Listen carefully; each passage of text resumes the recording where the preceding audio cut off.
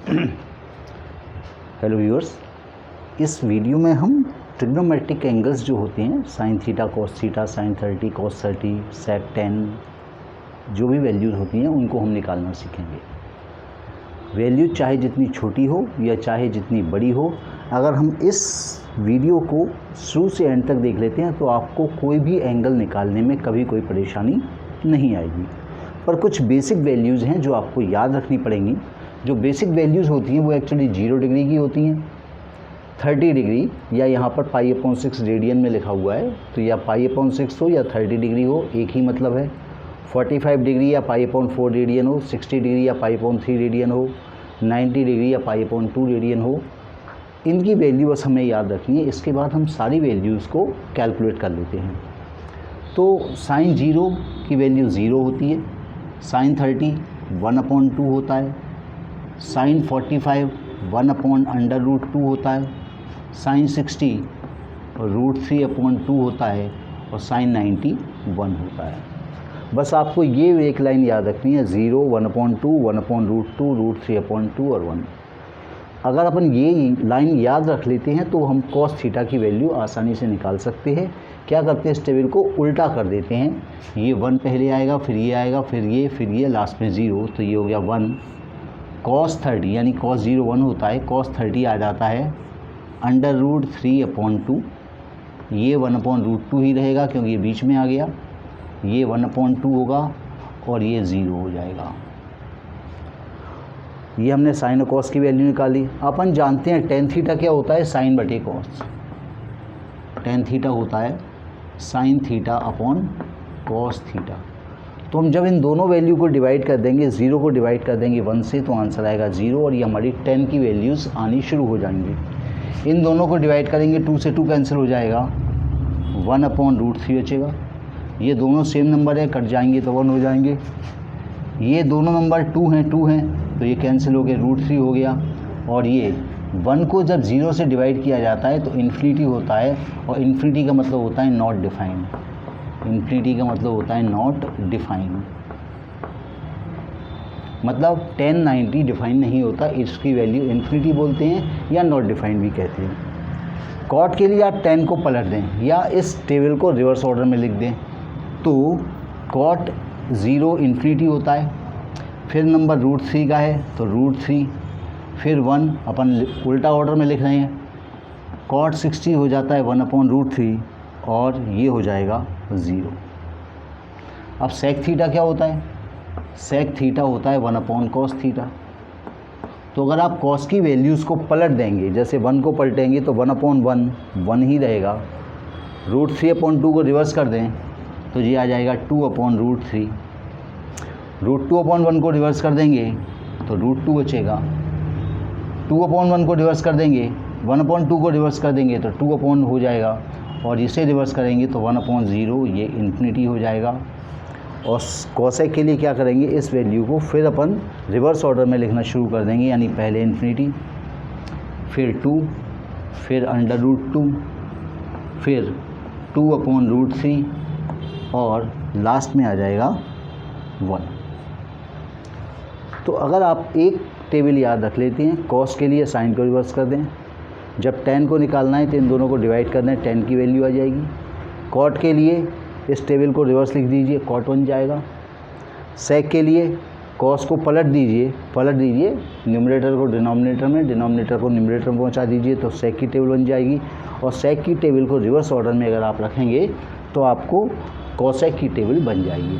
तो ये वैल्यूज़ आपको याद रखनी पड़ेंगी। किसी भी बड़े, इनसे बड़े 90 से बड़े एंगल्स को निकालने के लिए इन वैल्यूज़ का याद रखना बहुत कंपलसरी है।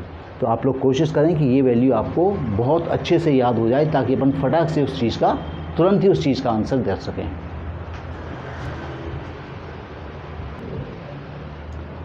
अब जैसा कि अपन जानते हैं कि इस प्लेन को हमने 4 पार्ट में डिवाइड कर दिया, एक हॉरिजॉन्टल लाइन खींच के, एक आड़ी लाइन खींच के, एक खड़ी लाइन खींच के 4 पार्ट में डिवाइड कर देते हैं। यहाँ पर ये 0 डिग्री का एंगल होता है, ये 90 डिग्री मतलब π/2 रेडियन या 90 डिग्री, ये 180 डिग्री या पाई रेडियन, 270 डिग्री या 3π/2 रेडियन। और वापस जब अपन एक सर्कल लगाकर वापस यहाँ पर पहुँच जाएंगे तो ये 360 डिग्री का एंगल हो जाएगा, मतलब एक रोटेशन हमने कंप्लीट कर दिया। अब जब 90 से बड़ी वैल्यू पूछी जाती है तो हम अगर तो अभी मैं जो बताऊंगा अगर अपन इसे याद रखेंगे तो अपने आंसर बड़ी आसानी से आ जाएंगे। ये फर्स्ट क्वाड्रेंट होता है, इसको फर्स्ट क्वाड्रेंट बोलते हैं। ये सेकंड क्वाड्रेंट होता है, ये थर्ड क्वाड्रेंट होता है और ये फोर्थ क्वाड्रेंट होता है। मतलब 0 से 90 डिग्री के बीच में फर्स्ट क्वाड्रेंट, 90 से 180 डिग्री के बीच में सेकंड क्वाड्रेंट, 180 से 270 डिग्री के बीच में थर्ड क्वाड्रेंट और 270 से 360 के बीच में फोर्थ क्वाड्रेंट होता है। अब जो 6 ट्रिग्नोमेट्रिक रेशियो होती हैं, कौन सा ट्रिग्नोमेट्रिक रेशियो किस जगह पॉजिटिव किस जगह नेगेटिव होता है, मतलब किस क्वाड्रेंट में पॉजिटिव किस क्वाड्रेंट में नेगेटिव होता है, इसको हमको याद और रखना पड़ेगा। इसके बाद हम सीधे कोई भी क्वेश्चन सॉल्व कर सकते हैं। तो देखिए ये जो अपने पास क्वाड्रेंट है यहाँ पर तो सभी पॉजिटिव होती हैं, मतलब साइन भी पॉजिटिव होता है, कॉस भी पॉजिटिव होता है, टेन भी पॉजिटिव होता है, कॉट भी पॉजिटिव होता है, सेक भी पॉजिटिव होता है और कोसेक भी पॉजिटिव होता है। तो इतना सब याद नहीं रखते क्योंकि ऐसे कैसे याद रखेंगे, तो अपन इसको रखते हैं ऑल, मतलब 0 से 90 के बीच में सारे ट्रिग्नोमेट्रिक रेशियोज पॉजिटिव होती हैं।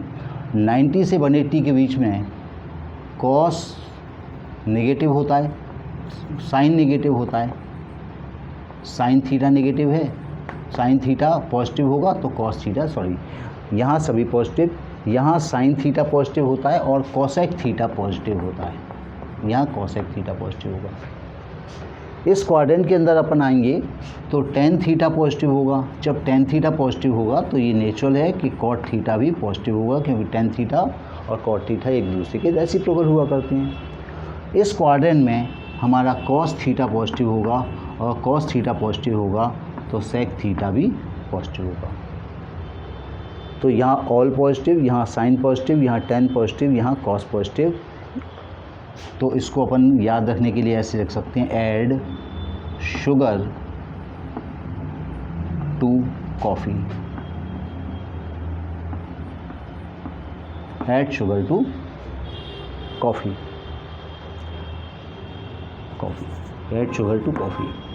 तो इस प्रकार से अपन याद रख सकते हैं, ए से मतलब all add sugar to coffee, ASTC आप एक सीक्वेंस याद रखें तो आपको याद रहेगा कि फर्स्ट क्वाड्रेंट में ऑल पॉजिटिव है, सेकंड क्वाड्रेंट में साइन पॉजिटिव है, थर्ड क्वाड्रेंट में टेन पॉजिटिव है और लास्ट क्वाड्रेंट में कॉस पॉजिटिव है। यहाँ पर अपन केवल साइन कॉस और टेन से ही वैल्यू को निकालेंगे, कौन पॉजिटिव है कौन नेगेटिव है। अगर आप इसको याद रख लेते हैं तो अब बाकी सारे क्वेश्चन आप बड़ी आसानी से सॉल्व कर सकेंगे।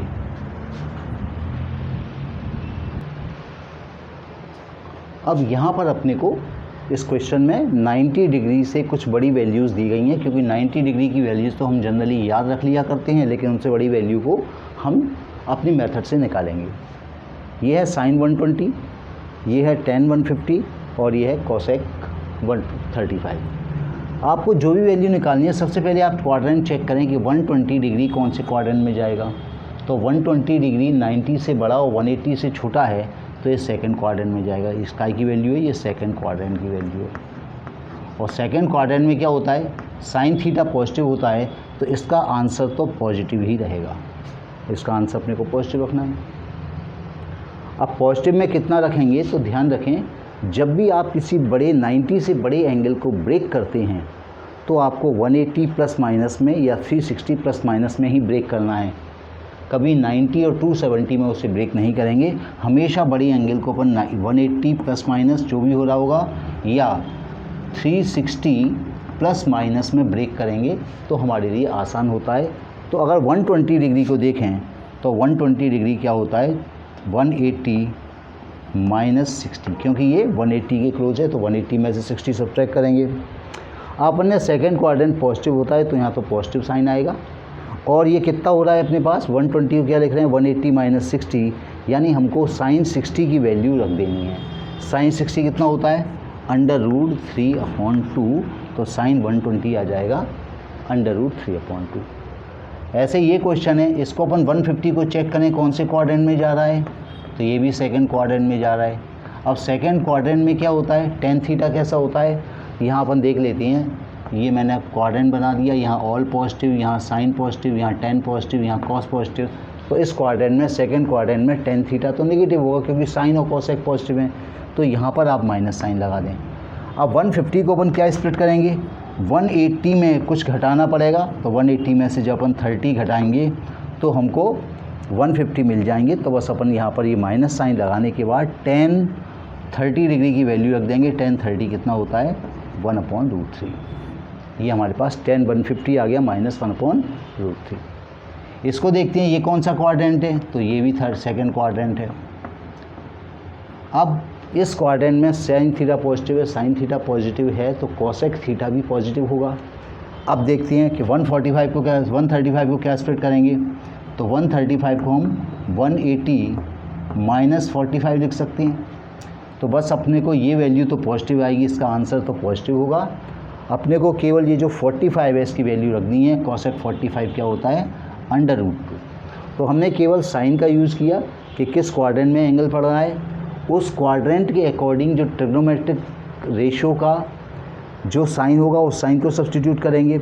उसके बाद 180 में जितनी वैल्यू प्लस या माइनस हो रही है उसको अपन को प्लस माइनस कितना हो रहा है, तो जितना एंगल प्लस माइनस हो रहा है उस एंगल की वैल्यू रख देना है, तो हमको बड़े एंगल्स मिल जाएंगे।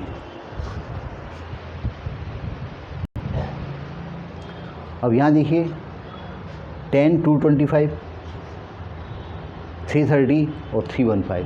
सबसे पहले आप क्वाड्रेंट चेक करें कि 225 180 से बड़ा है लेकिन 270 से छोटा है, इसलिए ये अपना पड़ रहा है थर्ड क्वाड्रेंट में।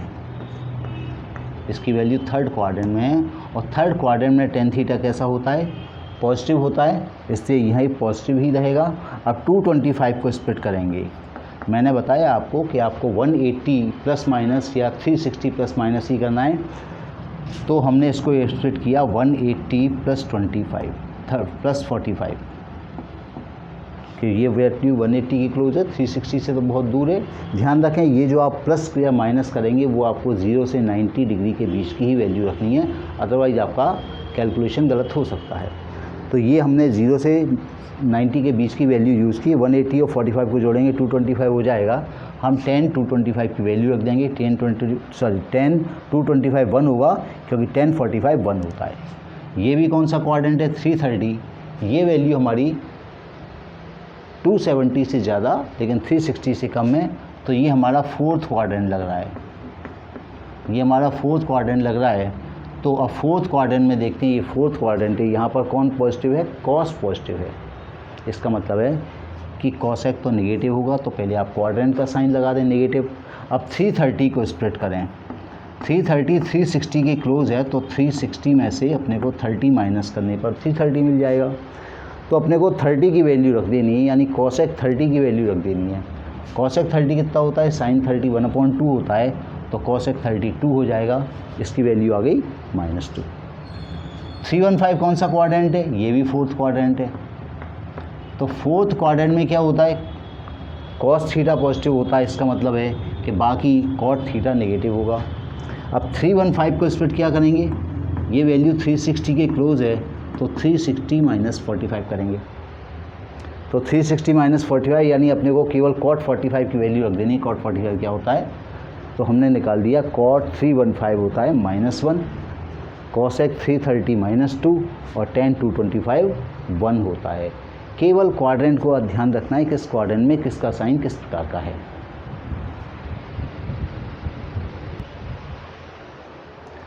अब जब हमारे पास और भी बड़े एंगल आ जाती हैं, जैसे 675, 1410, 1710, इतने बड़े एंगल्स हैं, इनके लिए क्या करेंगे, ये वैल्यू 360 से ज़्यादा है। कितनी ज़्यादा है, आप इसको 360 से डिवाइड कर दें, किसको, 765 को। 36 2 जा 720 गया, रिमाइंडर कितना बचा, 45। तो आप इसे लिख दें साइन ऑफ 2 × 360 + 45। इसको हमने लिख दिया पहले इस प्रकार से। अब इस वैल्यू का कोई मतलब नहीं है, 360 + 2 × 360 हो, 3 × 10 मल्टीप्लाई हो जाए, 100 से मल्टीप्लाई हो जाए। 360 को जैसे आप मल्टीप्लाई कर देते हैं तो इस वैल्यू का इसकी वैल्यू निकालने के लिए कोई रोल नहीं है, यानी हमें निकालना है sin 45, और sin 45 कितना होता है, 1/√2। तो हमने sin 765 डिग्री की वैल्यू आ गई 1/√2। इसको देखते हैं। अब माइनस थीटा का मतलब होता है फोर्थ क्वाड्रेंट, माइनस थीटा मतलब होता है फोर्थ क्वाड्रेंट, इसको ध्यान रखें। तो जो भी ट्रिग्नोमेट्रिक एंगल जब माइनस में आता है तो सबसे पहले आप फोर्थ क्वाड्रेंट में उस एंगल की क्या वैल्यू होगी उसे समझ लें। कॉसेक थीटा फोर्थ क्वाड्रेंट में, यहाँ तो कॉस थीटा पॉजिटिव होता है तो ये नेगेटिव होगा, यानी आगे माइनस रख दें और ये हो जाएगा कॉसेक 1410। ये माइनस कॉसेक माइनस थीटा, पहले मैंने माइनस साइन को हैंडल किया कि cosec minus theta fourth quadrant में होता है तो माइनस बाहर कर दिया। अब देखते हैं कि ये क्या है, इसको 360 से डिवाइड करें। 360 से डिवाइड किया हमने 1410 को, 3 से मल्टीप्लाई करेंगे तो 1080, 4 बार तो ज़्यादा हो जाएगा, तो ये बचा 0, ये बचा 3, ये 1, तो ये बचा 330, सॉरी ये कितना हो गया 1080। तो हमारे पास क्या बचा, इसको हम लिखेंगे माइनस ऑफ कॉसेक कितना 360 इंटू 3 प्लस 330। ये माइनस साइन अपन लगाते रहेंगे। अब ये 3 इंटू 360 हो गया, मतलब इसका इस एंगल के डिटर्मिनेशन के लिए कोई रोल नहीं है, केवल अपने को निकालना है कॉसेक 330। अब देखिए 330 कौन से क्वाड्रेंट में गया, ये 270 से बड़ा और 360 से छोटा है, मतलब ये फोर्थ क्वाड्रेंट में गया। और फोर्थ क्वाड्रेंट में कॉसेक थीटा कैसा होता है, नेगेटिव, क्योंकि यहाँ तो कॉस पॉजिटिव है तो ये नेगेटिव, एक इसका नेगेटिव तो पॉजिटिव हो गया।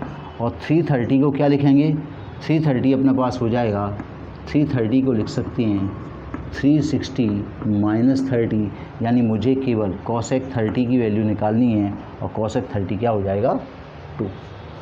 तो ये एंगल बड़ा था। सबसे पहले हमने क्या किया, पहले नेगेटिव साइन को देखा, नेगेटिव साइन मतलब फोर्थ क्वाड्रेंट के अकॉर्डिंग साइन लगा दिया और अंदर के एंगल को पॉजिटिव कर दिया। इसके बाद फिर हमने उस एंगल को 360 का मल्टीपल देखा तो 3 टाइम ये 1410 इतना होता है। अब हमने 360 का जो भी मल्टीपल है उसको हटा दिया, बाकी एंगल बचा 360। अब 330 में फिर से हमने चेक किया कि कौन से क्वाड्रेंट में जा रहा है, तो हमने क्वाड्रेंट देखा फोर्थ क्वाड्रेंट में कॉसेक थीटा ऑलरेडी नेगेटिव होता है, ये नेगेटिव साइन पहले था तो ये पॉजिटिव हो गया। और 330 को हम लिखेंगे 360 माइनस 30, तो हमको केवल कॉसेक 30 की वैल्यू निकालनी थी और कॉसेक 30 आता है 2। उसमें देखें जहाँ कॉस माइनस थीटा, अब ये माइनस थीटा मतलब फोर्थ क्वाड्रेंट में तो कॉस थीटा पॉजिटिव होता है, तो ये वैल्यू हो जाएगी कॉस 1710। मतलब इसमें माइनस साइन केवल हमें कंफ्यूज करने के लिए दिया हुआ था, तो हमने उसको निकाल दिया। अब पहले अपन देखते हैं कि ये 360 से कितने बार डिवाइड हो रहा है। तो मैंने 360 से डिवाइड किया 1710 को, तो 4 बार चला जाएगा, 36 चौके 144 होती हैं, ये 0 बचा, ये 7 बचा और ये 5 270 बचा। तो अपने पास क्या बचा, cos 270। अब cos 270 को हम क्या लिखेंगे, cos 270 तो यहीं पर आ जाएगा, मतलब cos 270 को लिखेंगे cos 180 प्लस 90। ठीक है, अब 180 प्लस किया तो ये आ जाएगा अपने पास cos 90, और cos 90 कितना होता है 0, तो इसकी वैल्यू आ जाएगी 0।